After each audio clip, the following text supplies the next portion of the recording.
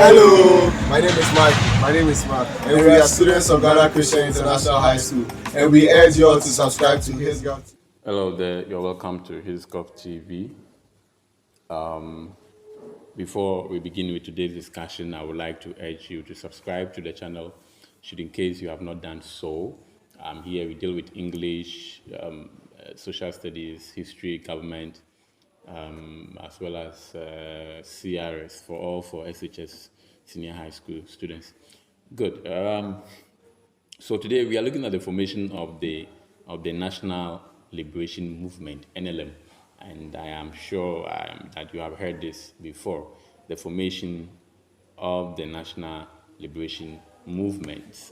In our previous discussion, we looked at the 1954 election, which Nkrumah drafted for the Gold Coast, known as the Nkrumah Constitution. And then we also looked at the election that was held in fulfillment of the provisions in that 1954 Constitution that was drafted by or promulgated by introduced by Dr. Kwame Nkrumah. Okay, and you recall that the provisions in that Constitution. By the way, if you have not watched, I'll include a link in the description for you, so you can click and watch in the RPK. Now, if you recall, when you look at the provisions in that 1954 Constitution, it was meant to catapult the country into independence, because you realize that the provisions that Nkrumah brought in the 1954 Constitution was in such a way that it was meant for the country to gain independence. All right? Unlike the 1951 Constitution, which still had some colonial elements in there. However, certain issues pop up, and so independence could not be achieved. And one of the issues was the formation of the National Liberation Movement, and that's what we are going to look at today. So let's look at our lesson objectives for today. One, by the end of this lesson, you should be able to state the aims, all right? The aims of the NLM. So if we are asked to talk about the aims, some of the aims, you should be able to state why the what the NLM seeks to achieve as a party. Then again, discuss the reasons, all right, that accounted for the formation of the NLM. Now, the aims and reasons are not the same. When we say reasons means why was the association formed or the party formed. So why was the NLM formed? That is the reasons. Now, the aims is after the formation of the NLM, what does the NLM seeks to achieve as a political party? You understand? And so that is the difference between the aims and the reasons. So these are the two things that we are going to look at we are going to look at in the course of our discussions. So let's begin with the introduction before I come to the map. Ideally, like I have already indicated, the 1954 Constitution was intended to catapult the country or the Gold Coast into independence, because Nkrumah had taken out all the colonial elements in that 1951 Constitution. So, I mean, really, the country, had all African National Assembly. Nkrumah was now, of course, Prime Minister, and so really the country was ready for independence. But independence could not be achieved in 1954, basically because of two developments or events that happened, and these two events had to be resolved before independence could be granted by the British to the Gold Coast. And so one of these development was that of the opposition of the National Liberation Movement, that's the NLM, who were found in the Asante area. All right, and then the next of the events which we shall look at in our subsequent lesson was the Ewe question, or the Togoland question, as to where are they going to join Ghana in attaining independence, or they were going to separate themselves. So that was the Ewe or the Togoland question. And so these two developments, hindered independence from being achieved in 1954. So let's look at this map over here and try and understand the map that you have on your right-hand side here. Now, this area was the Northern Territories, all right? So the Northern Territories were referred to this area. And then this area was the Asante. And then the Gold Coast, as I always say, I always tell my students that the Gold Coast, when we talk about the Gold Coast, Asante was not part of the Gold Coast. The Northern Territories here were not part of the Gold Coast, all right? The Gold Coast only refers to the states, which, the area that you see here. That was just the Gold Coast. So even if somebody says that Ghana was called the Gold Coast, present-day Ghana, it wasn't every area which was called the Gold Coast. The Gold Coast is what you see there. Kumasi was not the Gold Coast. Kumasi was Asante. That area, including BA and Co, were all Asante. All right. Now, the British mandated Togoland is what you also have here. So this was the area that we are talking about. This area initially was for the French. It was part of Togo. And this happened, and this was before the First World War. So after the First World War, and the Germans lost the war, it belonged to Germany. The Togo belonged to Germany. Togo was a colony, a German colony. But then after the First World War, and then Germany lost, that area, Togo, was partitioned by the Allied powers, that is France and Britain. So they shared Togo among themselves, and the British took this side of Togo, whilst the French also took where we now call Togo. And so when Ghana was about to gain independence, it was the question was, are they going to join Ghana? The British part. Are they going to join Ghana to gain independence, or they were going to join their other counterparts in the French colony? So, but we will look more into that issue later on. Now, the issue was that, the first issue we are going to look at that hindered independence to be achieved in 1954 was the opposition, the emergence of the NLM. And the NLM emerged in the Asante area here. And the British felt that should be solved and all of that. So that is what we are going to look at for today. Let's begin with the introduction to the NLM, and then we will look at the Togoland later on in our discussions.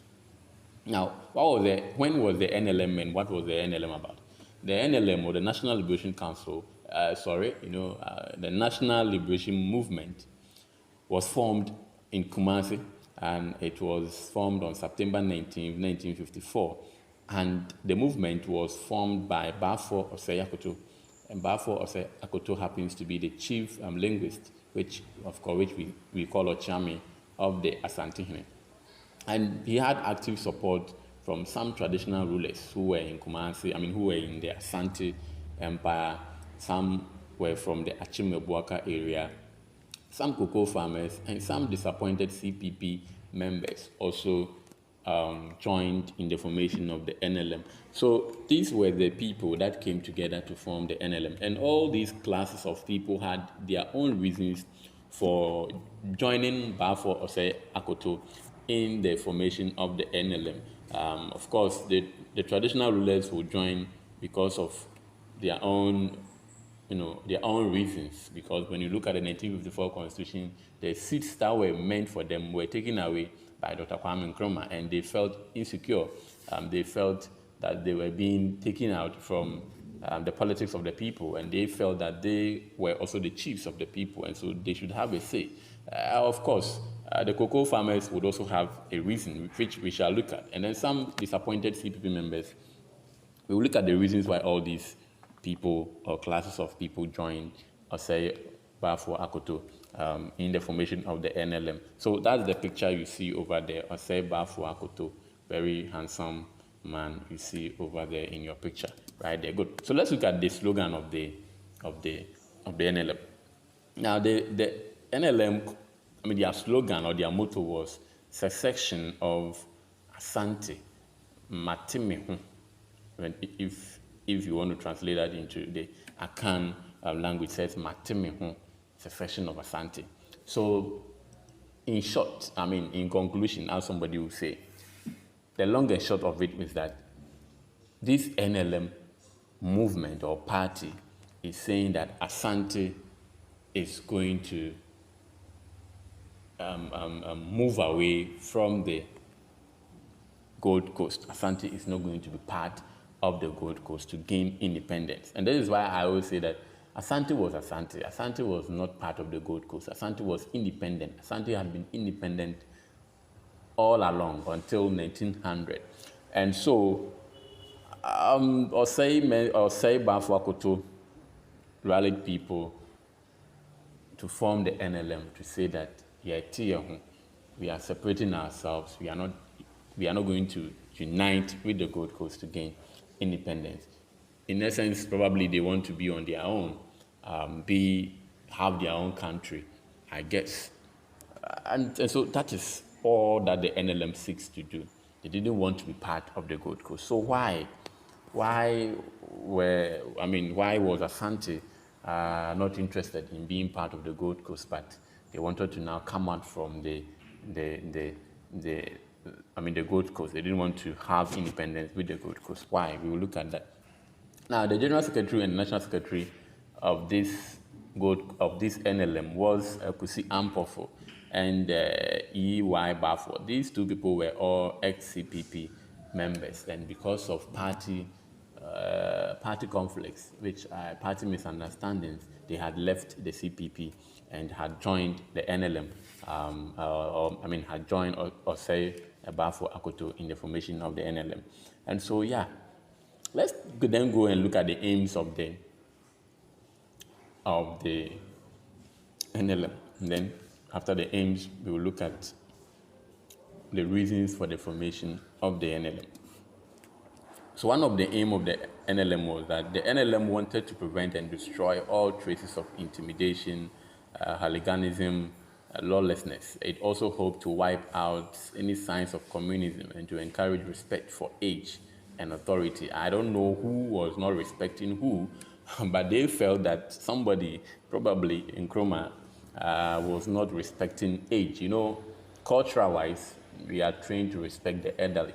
I'm sure what Nkrumah was doing, they were not quite, pleased with that. Wipe out any signs of communism. Probably they also felt that Nkrumah was also,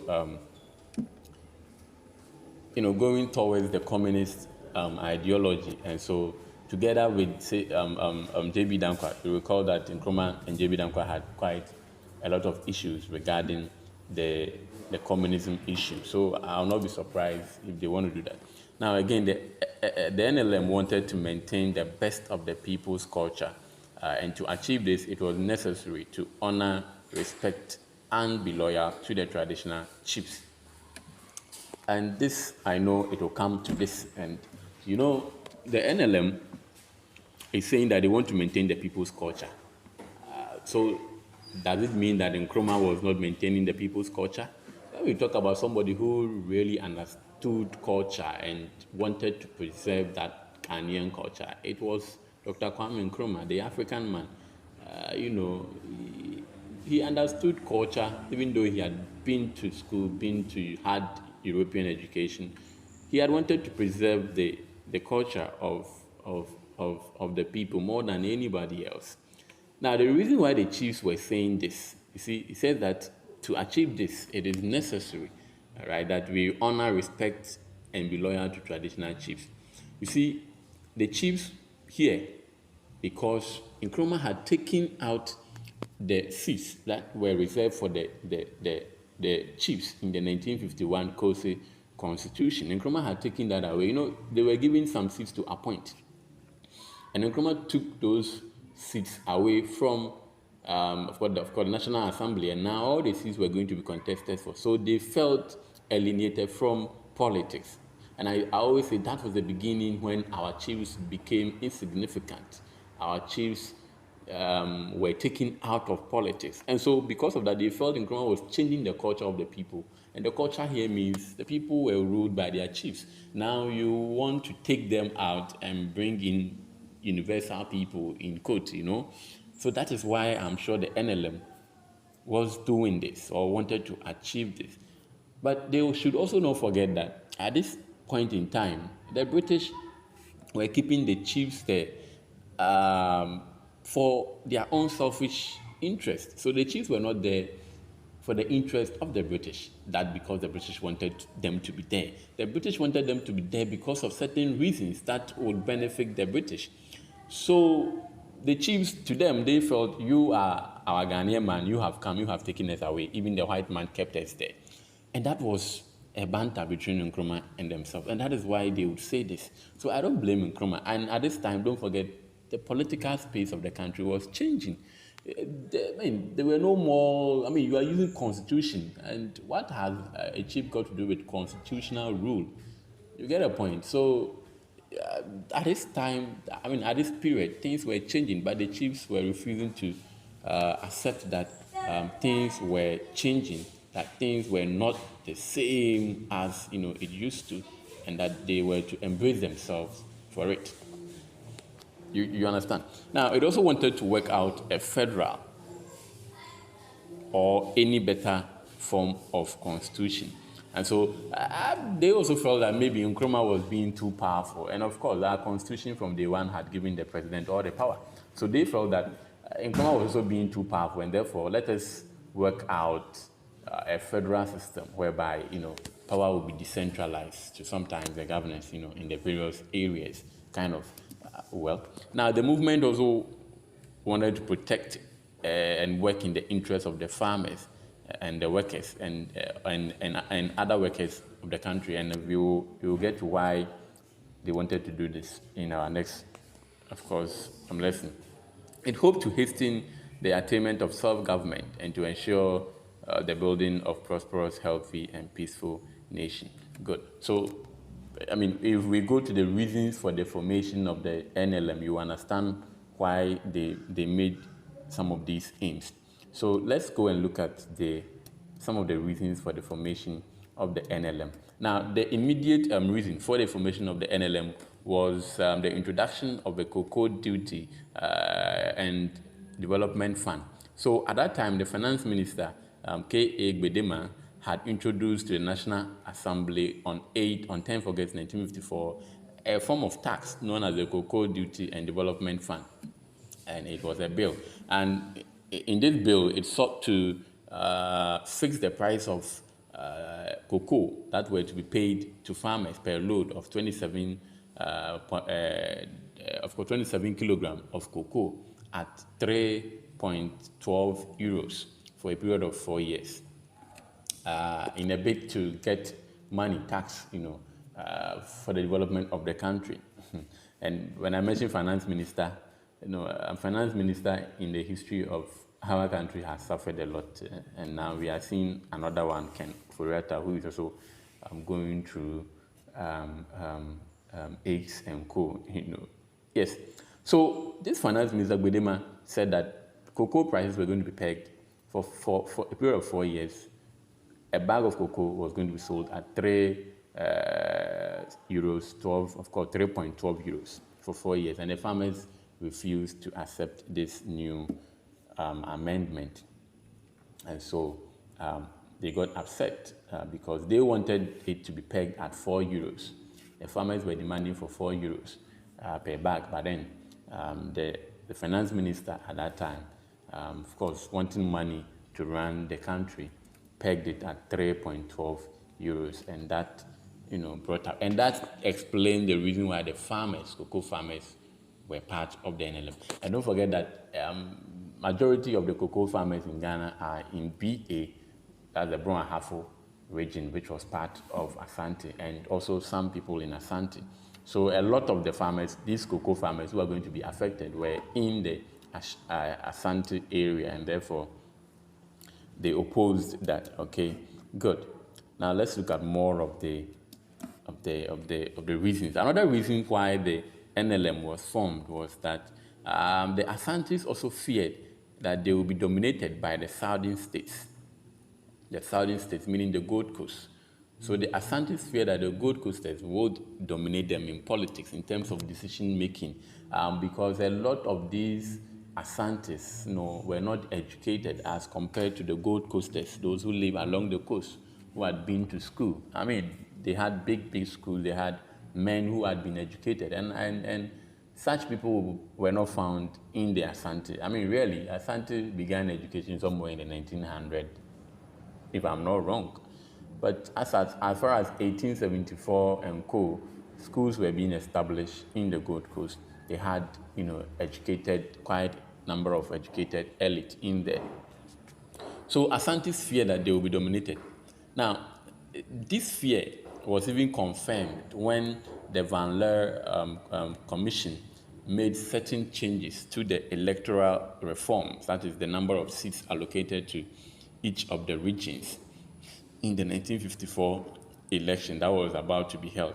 Now, in that election, only 32 seats were added to the Asante seats. After the reforms, only 32 seats were added to the Asante seats. And, I mean, as opposed to the number of seats that were allocated to the southern states, from 37, they were sent to 44 seats. So how many? 37, 38, 39, 40, 41, 42, 43, 44. 7 seats were given to the southern states as opposed to the Asantes. Only 2 were added. Okay? And so when they go into the National Assembly, don't forget that they will be dominated by the Southerners, all right, or the Gold Coasters. And so they fear that they will be dominated. And this Van Leer Commission, of course, inquiry or these reforms also came to confirm that. Again, yes, so like I said, the first point is that they fear that they will be dominated. Now, this one was another reason for the formation of the NLM was the displeasure over the Van Leer electoral, of course, reform. So that came to also, we are saying, confirm their fear. So let's go into detail the Van Leer electoral reforms. Let's go into details there. So per the existing figure, and these figures these seats were allocated based on population, based on the existing population figures. So the more people you have, the more they will give you seats. And Asante at this time were not that populated. Now let's look here. The northern, of course, territories, you recall in the map, they had 19 before 1954.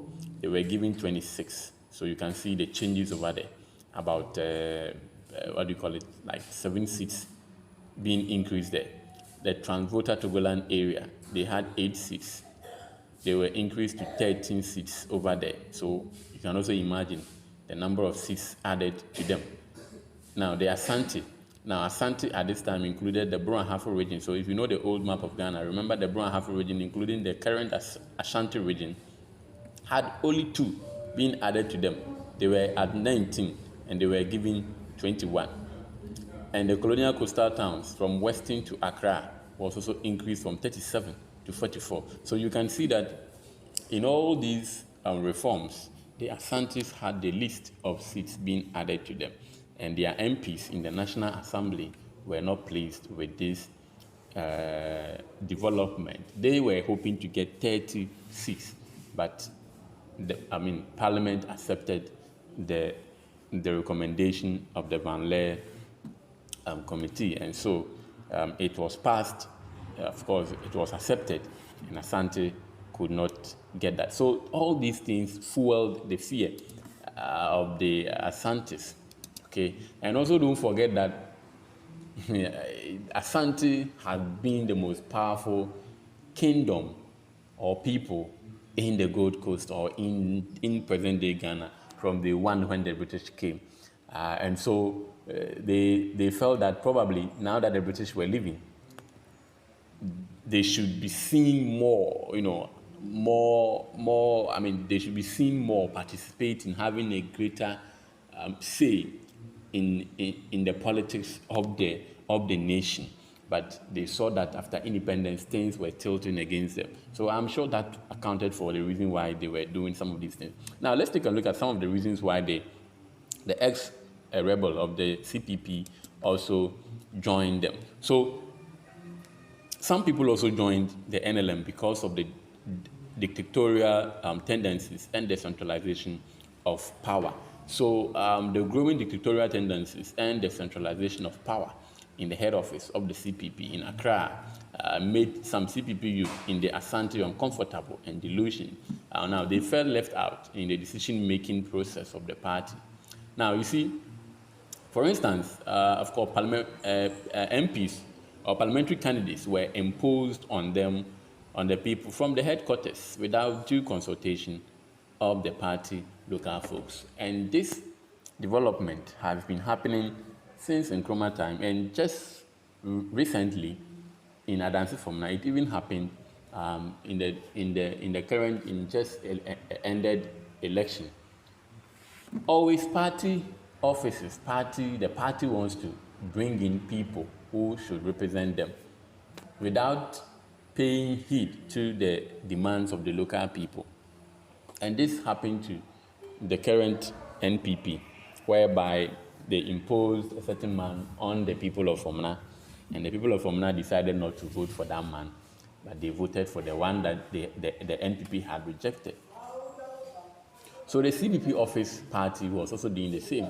They were appointing members from Accra to come and represent the party without consulting the local people who were on the ground. And I even recall some of these men, I mean, they don't even come from the area. They are not even known, but they will be appointed by the CPP to go there. And once you oppose them, you will be taken away from the party. You will be sanctioned out of the party. And these people, Anan and Chukwusi, Y.A. Baffour, say, SCB Men's, and Co., they were all sacked from the party, and that accounted for the reason why some of them, Kusi Ampofo and Co., went to be the secretary of the NLM. Now again, the insecurity of the chieftaincy institution was also a reason. You know, the chiefs would always have a cause for concern because of the 1954 Constitution. And so the traditional rulers, as well as the leader of the NLM, Baffour Akoto, felt that the CPP was a threat to the chieftaincy institution. That's Nkrumah was quoted to have said the chiefs will run away and leave their native sandals. And this statement, they felt that they were being threatened. So you see, that is why I always say that the chiefs misunderstood the political atmosphere that was happening at that time, because you see, the British preserved the powers of the chiefs. Now Nkrumah came and he took away all those powers of the chiefs, took all the seats of what that belonged to the chiefs. So the chiefs felt that they had been betrayed by their own person. But that was not so. I don't think Nkrumah betrayed them. That is the standard democratic principle. You can't have people being appointed to represent others in the National Assembly. It is not done democratically. You know, the British were doing this, preserving the chieftaincy institution because of their introduction of indirect rule, because they felt that there were some gaps that they couldn't fill, and so they had to use the chiefs to fill. So the chiefs were only used as an instrument by the British to achieve an aim or to achieve a goal. And so, but you see, to the chief, they felt that they were being respected, or they were being pampered, that kind of thing. But no, it wasn't so. And so they felt betrayed by Nkrumah, and that was also a reason why some of the chiefs also supported Osei Akoto Baffour in the formation of the NLM. Good. So I think we've had this has been a long discussion, but I guess you have learned something. So this is an object question which says, give any 5 reasons for the emergence of the National Liberation Movement. It's an object, so try your hand on it. Let me hear your comments, your views in the comments section, so that I'll know if you have any issues, any challenges. TV, first among equals.